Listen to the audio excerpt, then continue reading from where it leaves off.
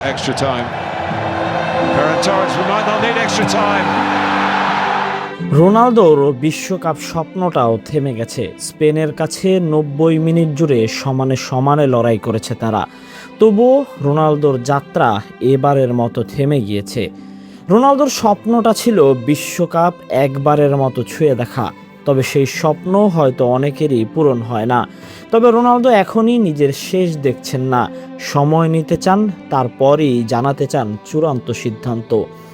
নির্ধারিত 90 মিনিট জুড়ে জমজমট লড়াই, দুই দলের একের পর এক আক্রমণ, গোলরক্ষকদের দুর্দান্ত সব সেভ, আর শেষ পর্যন্ত অতিরিক্ত সময়ের নাটক। শেষ হাসিটা অবশ্য হেসেছে সেই স্পেনই। লোডশেডিং হলেও আর চিন্তা নেই, সিনট্যাক্স রিচার্জেবল ফ্যান দিচ্ছে টানা 7 ঘন্টা ব্যাকআপ। যোগ করা সময়ের প্রথম মিনিটেই বদলি খেলোয়াড় মিকেল মেরিনোর একমাত্র গোলে পর্তুগালকে 1-0 ব্যবধানে হারিয়ে কোয়ার্টার ফাইনালে জায়গা করে নিয়েছে লা রোহা।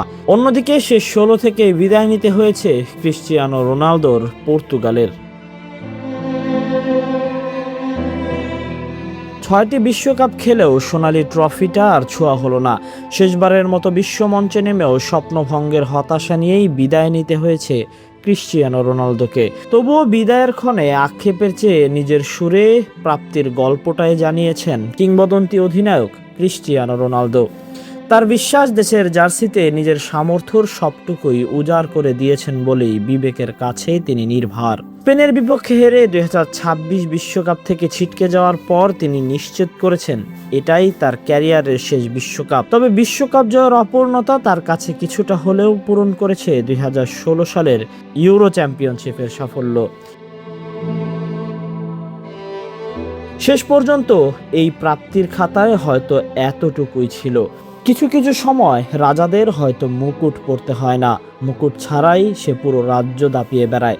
ক্রিস্টিয়ানো রোনালদো এমন এক নাম, আপনি মনে থাকবেন, সকল ফুটবল ভক্তদের হৃদয়ে থাকবেন। ধন্যবাদ Cristiano Ronaldo. Tahsin Ahmed, BD archive.